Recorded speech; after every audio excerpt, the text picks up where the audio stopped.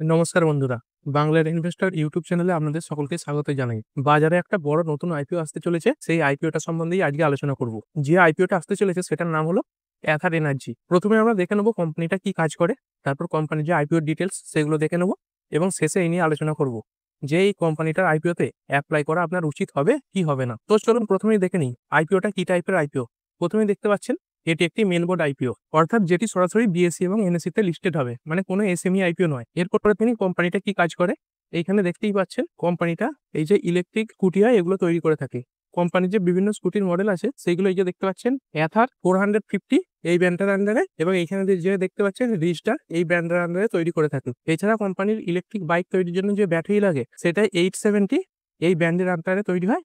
এছাড়াও কোম্পানিটা smart helmet তৈরি করে থাকে। কোম্পানির যে স্কুটিগুলো এখানে দেখতে পাচ্ছেন অ্যাথার 450s, তারপর অ্যাথার 450X আছে, তারপর আছে অ্যাথার 450 অ্যাপেক্স। কোম্পানিটা ইলেকট্রিক বাইক তৈরির পাশাপাশি তার চার্জ দেওয়ার জন্য যে চার্জিং স্টেশন লাগে সেগুলোও তৈরি করেছে। এখানে দেখতে পাচ্ছেন এই সারা দেশ মিলে এই কোম্পানিটা প্রায় 4100-এরও বেশি চার্জিং স্টেশন রয়েছে। এই মুহূর্তে 218-এর বেশি শহরে এই কোম্পানির প্রায় 311টির বেশি শোরুম রয়েছে। এই কোম্পানি তার যে বায়ার তাদের কিন্তু একটা অ্যাসিওর বাইব্যাক প্রোভাইড করে থাকে। এখানে দেখতেই পাচ্ছেন আপনি যদি কোনো অ্যাথারের বাইক কেনার পর 3 বছরের পর তা আবার সেই কোম্পানিকে বিক্রি করতে চান, তাহলে তারা সেই যে তার ভ্যালু তার 60% পর্যন্ত আপনাকে দিতে পারে। এবং ব্যাটারির ক্ষেত্রে যদি দেখেন, যদি আপনার ব্যাটারির পারফরমেন্স 8 বছরের মধ্যে 70%-এর নিচে পড়ে যায়, তাহলে কিন্তু এই কোম্পানিটা ইলেকট্রিক ভেহিকেলস এর যে ব্যাটারি আছে তার উপর একটা ওয়ারেন্টি দেবে। এছাড়াও দেখতে পাচ্ছেন কোম্পানি তাদের গাড়িতে গুগল ম্যাপ, তারপর মাল্টিসব যে trip planner, Bluetooth call, music control, theft and tow alerts এবং আরো কিছু যোগ করেছে। এছাড়াও রাস্তার পাশে আপনার যদি গাড়ি কোনো রকম ভাবে খারাপ হয়ে থাকে, এখানে দেখতে পাচ্ছেন ইন কেস অফ অ্যাক্সিডেন্ট, তারপর ব্রেকডাউন, পাংচার, এবং যখন আপনার গাড়ির চার্জ শেষ হয়ে যাবে তখন কিন্তু আপনারা এই অ্যাথার এই কোম্পানির রোড সাইড অ্যাসিস্ট্যান্সও পেয়ে যাবেন। দেখতেই পাচ্ছেন কোম্পানিটা গাড়ির পাশাপাশি তাদের যে বিভিন্ন ধরনের হেলমেট আছে, তারপর গাড়িতে যে বিভিন্ন ধরনের অ্যাক্সেসরিজ লাগে এখানে দেখতেই পাচ্ছেন ছবিতে আছে, তারপর যে অ্যাপিয়ারেলস আছে এগুলো তৈরি করে থাকে। আজকের ভিডিও নিয়ে আলোচনা করার আগে বলবো, যারা আমার এই চ্যানেলে নতুন আসছেন বাংলার ইনভেস্টর চ্যানেলে, তারা অবশ্যই চ্যানেলটা সাবস্ক্রাইব করার সঙ্গে সঙ্গে বেল আইকনটা টিপে অল অবশ্যই সিলেক্ট করে রাখবেন। যখনই আমি কোনো ভিডিও আপলোড করব তার নোটিফিকেশন যেন আপনার কাছে সময় মতো পৌঁছে যায়। পুরনো যারা আছেন লাইক, শেয়ার, কমেন্ট করে যেভাবে পাশে আছেন পাশে থাকবেন। এরপরে কোম্পানির যে আইপিও ডিটেলস সেটা একটু দেখে নিই। দেখতেই পাচ্ছেন কোম্পানির যে আইপিও সেটা এপ্রিলের 28 তারিখ 2025 থেকে শুরু হবে এবং এপ্রিলের 30 তারিখ 2025-এ শেষ হয়ে যাবে। কোম্পানির ফেস ভ্যালু এখানে দেখতে পাচ্ছেন 1 আছে পার শেয়ার পিছু, অর্থাৎ কোম্পানি ভবিষ্যতে কোনো রকম ভাবে স্প্লিট দিতে পারবে না। এবং শেয়ারটির যে প্রাইস ব্যান্ড আছে, সর্বনিম্ন দাম রয়েছে 304 টাকা এবং সর্বোচ্চ দাম রয়েছে 321 টাকা পার শেয়ার। আপনারা অনেকেই জানেন এই যে সর্বোচ্চ দাম 321 টাকা পার শেয়ার আছে, এটাই এর কাট আউট ভ্যালু, অর্থাৎ এই ভ্যালুতেই যদি আপনি অ্যাপ্লাই করেন তাহলেই কিন্তু আপনার পাওয়ার চান্সটা বেশি থাকবে। এবং কোম্পানির যে এক একটি লটের সাইজ তাতে 46টি শেয়ার থাকবে। টোটাল যে ইস্যু সাইজ দেখতে পাচ্ছেন 9,28,67,945টা শেয়ার এই কোম্পানিটি ইস্যু করতে চলেছে, এবং যার আপাতত ভ্যালু দাঁড়াচ্ছে 2981 কোটি টাকা, যার মধ্যে দেখতে পাচ্ছেন 8,18,16,199টি শেয়ার ফ্রেশ ইস্যু হবে। এবং ওএফএস বা অফার ফর সেল, মানে কোম্পানির যে কিছু এক্সিস্টিং প্রমোটার আছে তারা তাদের যে শেয়ার বিক্রি করবে সেগুলো হচ্ছে 1,10,51,746টি শেয়ার। এবং আপনি যদি এই কোম্পানির এমপ্লয়ি হন তাহলে আপনি এক একটি শেয়ার পিছু 30 টাকা করে ডিসকাউন্টে পেয়ে যাবেন। এই ইস্যু টাইপ দেখতে পাচ্ছেন বুক বিল্ডিং আইপিও, এবং কোম্পানিটা কোথায় লিস্ট হবে, বিএসসি এবং এনএসসি এই দুটো এক্সচেঞ্জে এই কোম্পানিটা লিস্ট হবে। এই আইপিও এর আগে কোম্পানির যে শেয়ার সেগুলি রয়েছে 29,06,43,469টি, এবং আইপিও আসার পর কোম্পানির শেয়ার দাঁড়াবে 37,24,59,668টি। এবং আইপিওর যে রিজার্ভেশন আছে সেটা যদি দেখি, কিউআইবি বা কোয়ালিফাইড ইনস্টিটিউশনাল যে বায়ার আছে তাদের প্রায় 75% পর্যন্ত কোটা রয়েছে, এবং রিটেলদের খুব কম রয়েছে। রিটেলদের যে কোটা সেটা দেখতে পাচ্ছেন 10% পর্যন্ত রয়েছে, এবং এইচএনআই বা হাইনেট যে ইন্ডিভিজুয়াল আছে তাদের 15% পর্যন্ত কোটা রয়েছে। এবং কোম্পানির যে অ্যাঙ্কর ইনভেস্টর বা অ্যাঞ্জেল ইনভেস্টররা আছে তাদের কাছ থেকে এই অ্যাথার এনার্জি এই কোম্পানিটা 1340 কোটি টাকা ফান্ড রেজ ইতিমধ্যেই করে নিয়েছে, এবং যার ডেট ছিল এপ্রিলের 25 তারিখ। এই যে বড় বড় ইনভেস্টররা আছে তাদের একটু দেখে নিন। এখানে দেখতে পাচ্ছেন অনেক বড় বড় ফান্ড ম্যানেজার এই কোম্পানিতে ইনভেস্ট করে রেখেছে। সব থেকে বেশি দেখতে পাচ্ছেন এসবিআই স্মল ক্যাপ ফান্ড প্রায় 17.9% ইনভেস্ট করে রেখেছে।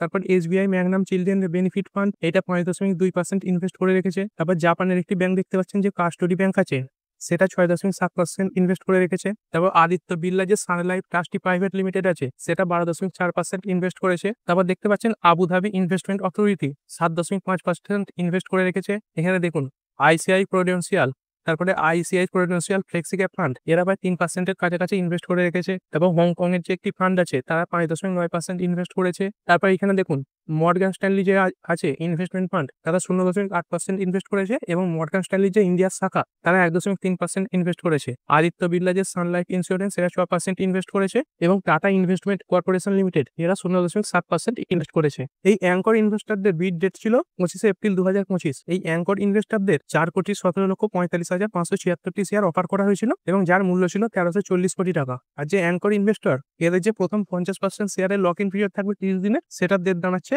জুন 1, 2025 এবং বাকি যে 50% শেয়ার থাকবে তার লক ইন পিরিয়ড শেষ হবে জুলাই 31, 2025-এ। এখানে আরেকবার দেখে নিই, কোম্পানির যে আইপিও তার ওপেন ডেট হচ্ছে সোমবার অর্থাৎ 28 এপ্রিল এবং আইপিও বন্ধ হবে বুধবার অর্থাৎ 30 এপ্রিল এবং টেন্টেটিভ অ্যালটমেন্ট অর্থাৎ অ্যালটমেন্টের যে একটা আপাতত সময় নির্ধারণ করা হয়েছে সেটা দেখতে পাচ্ছেন ফ্রাইডে মে 2, 2025। তবে এর আগে যে আইপিও দেখেছি পরের দিন সকালেই কিন্তু আইপিওর অ্যালটমেন্ট দেখা যায় এবং আপনি যদি অ্যালটমেন্ট পান তো সেই শেয়ারগুলো তো আপনার অ্যাকাউন্টে ঢুকে যাবেই। আর আপনার ভাগ্যে যদি আইপিও না লাগে তাহলে তার রিটার্ন আপনারা পেয়ে যাবেন মন্ডে মে 5, 2025-এ। আপনার ডিম্যাট অ্যাকাউন্টে মে 5, 2025 তারিখে শেয়ার ক্রেডিট হয়ে যাবে এবং টেন্টেটিভ লিস্টিং ডেট অর্থাৎ একটা আপাতত যে লিস্টিং ডেট সেটা ঠিক করা হয়েছে টিউসডে মে 6, 2025-এ। দেখুন এই লিস্টিং ডেট এগুলো কিন্তু এগিয়ে বা পিছিয়েও যেতে পারে এবং আপনি যদি এই আইপিওতে অ্যাপ্লাই করে থাকেন তাহলে তার যে কাট অফ টাইম থাকবে সেটা হচ্ছে এপ্রিলের 30 তারিখ 5 PM অর্থাৎ এপ্রিলের 30 তারিখে বিকাল 5টার মধ্যে আপনাকে যে ইউপিআই এর রিকোয়েস্ট সেটা আপনাকে অ্যাকসেপ্ট করে নিতে হবে। এবং যদি লট সাইজ দেখি রিটেলদের মিনিমাম যে লটসের সাইজ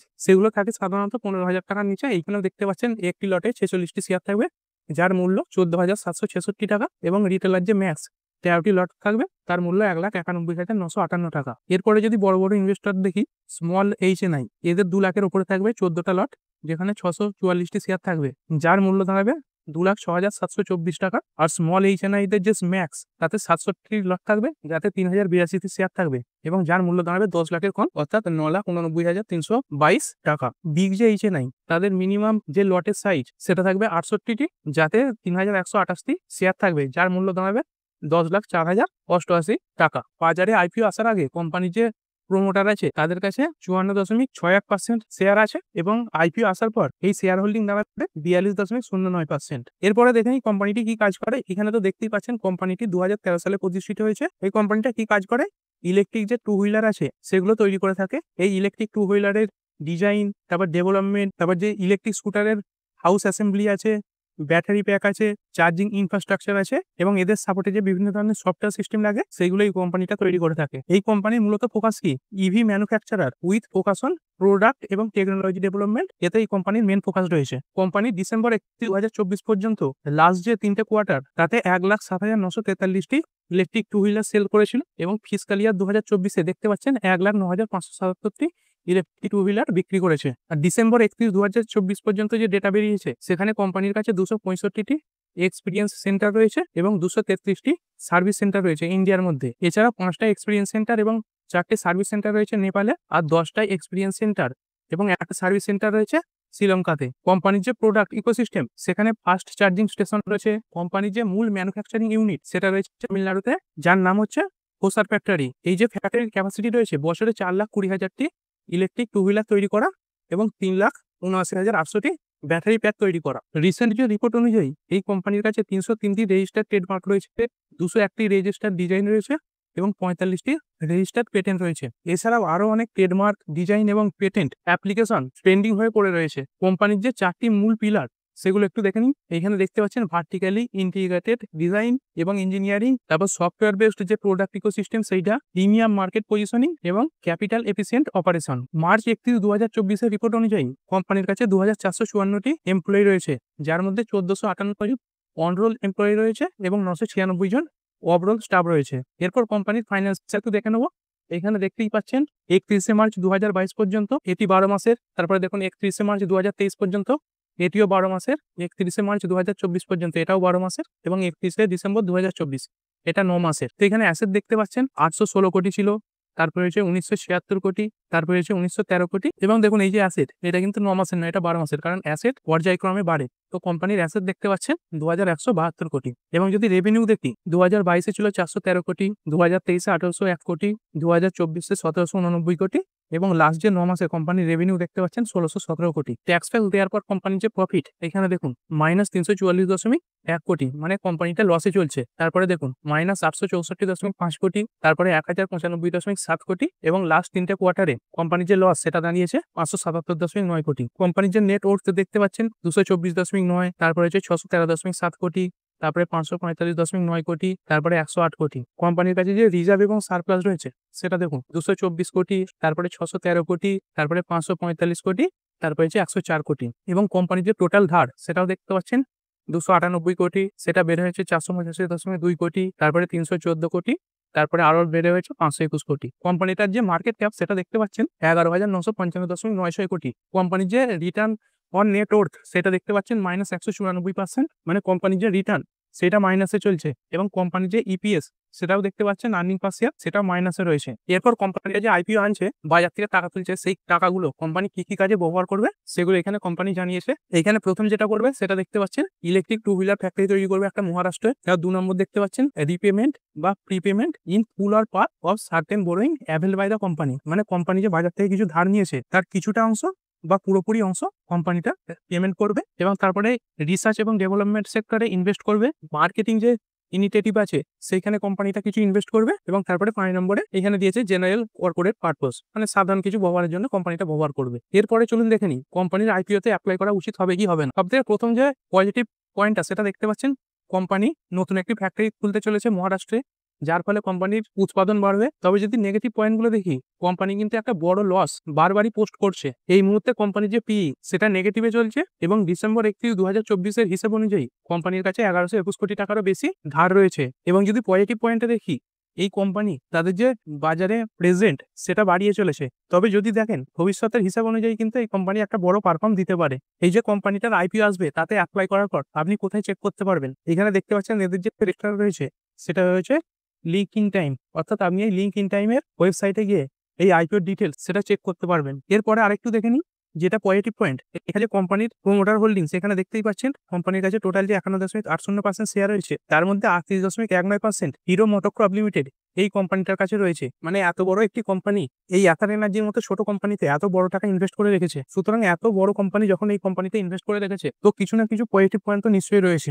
এরপরে যে নেগেটিভ পয়েন্টগুলো আবার দেখে নিই, কোম্পানির কি প্রবলেম রয়েছে। কোম্পানিটা নিজে কিন্তু ব্যাটারি তৈরি করে, এছাড়া বাকি যে কম্পোনেন্টগুলো সেগুলোর জন্য এই কোম্পানিটা অন্যান্য কোম্পানির উপর নির্ভরশীল রয়েছে। সুতরাং সেই কোম্পানিগুলো যদি এই এথার এনার্জি কোম্পানিটাকে তাদের যে পার্টস সেগুলো সাপ্লাই করতে কোনোভাবে দেরি করে বা একেবারে বন্ধ করে দেয় তাহলে এই কোম্পানিটা বড় লসের সম্মুখীন হবে। এছাড়া দেখতে পাচ্ছেন কোম্পানির যে ইলেকট্রিক 2 হুইলার রয়েছে তারা যদি পিএম ইলেকট্রিক ড্রাইভ রেভলিউশনের স্কিমের মধ্যে কোয়ালিফাই না করতে পারে এবং কোম্পানির উপর যে বিভিন্ন ধরনের ইনসেন্টিভ পাওয়া যায় সেগুলো যদি সরে যায় তাহলে কিন্তু এই কোম্পানির যে উৎপাদন খরচ সেটা অনেকটাই বেড়ে যাবে। এরপর কোম্পানির পিয়ার সেগমেন্টে যে কোম্পানিগুলো কাজ করে এখানে দেখতে পাচ্ছেন হিরো মোটোকর্প যার পি রেশিও রয়েছে 20। এরপরে আরেকটি কোম্পানি রয়েছে বাজাজ অটো যার পি রেশিও রয়েছে 29।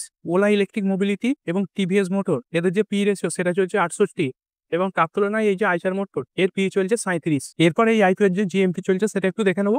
এখানে দেখতে পাচ্ছেন 22 এপ্রিল কোম্পানিটার যে আইপিও চলছিল একটি আইপিও পিছু জিএমপি ছিল 40 টাকা। তারপরে দেখুন আস্তে আস্তে কমে গেছে, 23 তারিখে 20 টাকা এবং 24 তারিখে 10 টাকা, 25 তারিখে 5 টাকা এবং আজকের যে লেটেস্ট সেটা দেখতে পাচ্ছেন 5। দেখুন প্রথমেই বলে রাখি কোম্পানির যে আইপিও তার যে জিএমপি বা গ্রে মার্কেট প্রিমিয়াম সেটা দেখে কোনো কোম্পানিতে ইনভেস্ট করা উচিত নয়। তবে আপনি যদি লিস্টিং গেনের জন্য কোনো আইপিওতে অ্যাপ্লাই করতে চান তাহলে করতেই পারেন। সেই হিসেবে এখানে দেখতে পাচ্ছেন এই কোম্পানিটার যে জিএমপি সেটা অনেকটাই কম। তবে যদি মার্কেট সেন্টিমেন্ট পজিটিভ থাকে তাহলে এই আইপিও জিএমপি বাড়তে পারে এবং মার্কেট সেন্টিমেন্ট যদি খারাপ হয়ে যায়, এই যে পেহেলগাম অ্যাটাক হয়েছে তার কারণে যদি যুদ্ধের সম্ভাবনা দেখা যায় তাহলে কিন্তু এই কোম্পানির যে আইপিও জিএমপি সেটা অনেকটাই পড়ে যেতে পারে, মানে কোম্পানি লিস্টিং প্রাইসের থেকেও নিচে লিস্ট হতে পারে। তো সুতরাং এই রিস্কটুকু নিয়েই আপনি যদি চান এই আইপিওতে অ্যাপ্লাই করতে পারেন। তো ঠিক আছে বন্ধুরা, আশা করছি ভিডিওটা আপনাদের ভালো লেগেছে। আপনি চাইলে এটাকে লাইক এবং শেয়ার করতে পারেন।